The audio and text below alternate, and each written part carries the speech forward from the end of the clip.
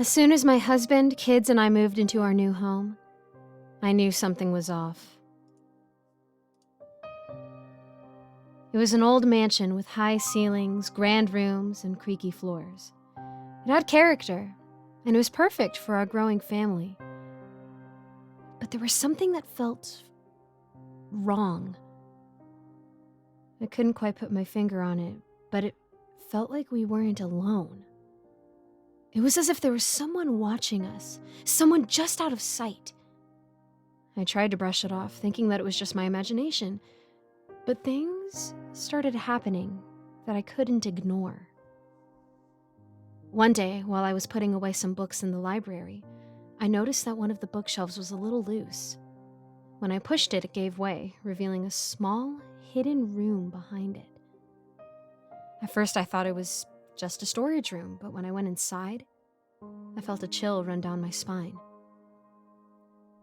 The room was small, with no windows, and only a single light bulb hanging from the ceiling. There was a bed, a dresser, and a small desk with a chair. It looked like someone had been living there, but there was no sign of anyone. That's when I started hearing things. At first, it was just whispers, like someone was talking softly in the next room. But then, I started hearing footsteps, as if someone was pacing back and forth in the room. I didn't tell my husband about it at first, thinking that he would just think I was crazy. But then, he started noticing things too. Objects in the house would move on their own, as if someone was playing a prank on us. Doors would open and close, and sometimes we could hear someone breathing in the next room. We started doing some research on the history of the house, and that's when we found out about the girl. Her name was Lily, and she had lived in the house many years ago. She was the daughter of the previous owner, and she had been locked in that room and forgotten by her family. We started piecing together the events that had led to Lily's imprisonment. It turned out that she'd been caught sneaking out of the house to meet her boyfriend, and her parents had been furious. They had locked her in that room as punishment, and had simply forgotten about her. She had died in there, alone and scared. As we learned more about Lily's story, the haunting became more intense. We would wake up in the middle of the night to the sound of her crying, or we would find objects in the house arranged in strange patterns. We tried to communicate with her, leaving notes and toys in the room for her to play with. Sometimes we would even hear her giggling in response. But there was something else in the house, something darker. We started noticing shadows moving in the corners of our vision, and we could feel a sense of dread whenever we were alone in the house. We knew that there was something else in there with us, something that didn't want us there. One day, we decided to call in a paranormal investigator to see if they could help us. They brought in all sorts of equipment, from EMF detectors to infrared cameras. They spent hours in the house, and when they emerged, they had a grave look on their faces.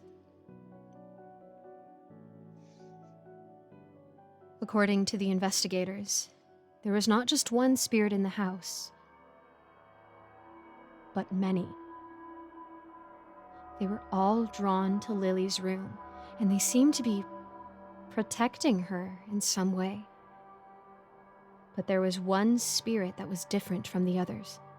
It was a malevolent entity that was feeding off of the fear and negative energy in the house. It had been awakened by our presence, and it was growing stronger by the day. The investigator warned us that we needed to leave the house immediately, but we couldn't just abandon it. We had put so much into it, and we couldn't just leave it to the spirits. So we decided to fight back. We brought in a priest to bless the house, and we started doing our own research into how to banish spirits. We tried everything from sage smudging to salt lines, but nothing seemed to work. Then, one day, we stumbled upon an old book in the library. It was a book on the occult, with spells and incantations that we couldn't understand. But there was one page that caught our eye.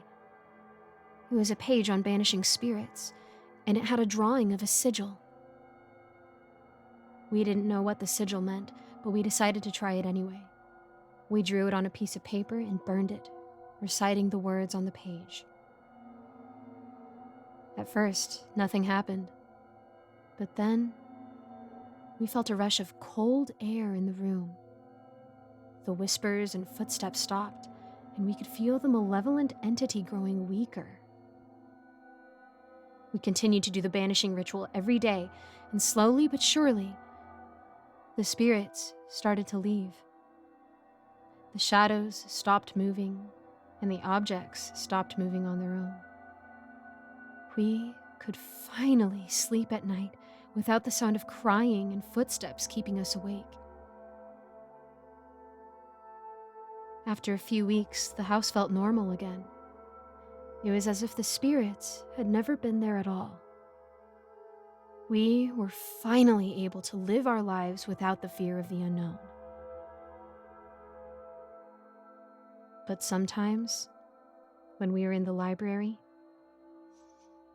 we can still feel a chill run down our spines. We can feel the presence of Lily watching us from the room behind the bookshelf. But we couldn't shake off the feeling that something was still off. Even though the malevolent entity was gone, there was still a sense of unease in the house. One day while we were cleaning out the basement, we found an old box hidden in the corner. Inside the box, we found a journal belonging to Lily. As we read through the journal, we realized that Lily had been communicating with the spirits all along. She had made a pact with the malevolent entity, offering it our souls in exchange for her own protection. We had unknowingly been living in a house that was haunted by Lily's own doing. And now, we realized that we were trapped in the house forever, with no hope of ever escaping. The spirits had claimed us as their own, and we were doomed to spend the rest of our lives in a never-ending cycle of fear and terror. The banishing ritual had only worked temporarily, and now the spirits were stronger than ever before. We had made a grave mistake by thinking that we could fight back against the unknown. In the end, it was our own ignorance that led to our downfall. As we sat in the living room, surrounded by the whispers and footsteps of the spirits, we knew that we had no way out. We were doomed to spend eternity in this haunted house, with no hope of ever finding peace. Hello everyone, I'm Giggles, and thank you so much for listening to my narration. A quick shout out to all my patrons: Melissa Perez, Geek Sanctuary, Lawrence Wallen, Andreas Anderson London, Eric Cifuentes, Krzysztof Kozak-Slazak, Jesse Hartley, and Icy Narrates. If you want to become a patron today, you can check out the link in my description below. And as always, thank you so much for your support. I'll see you in the next video.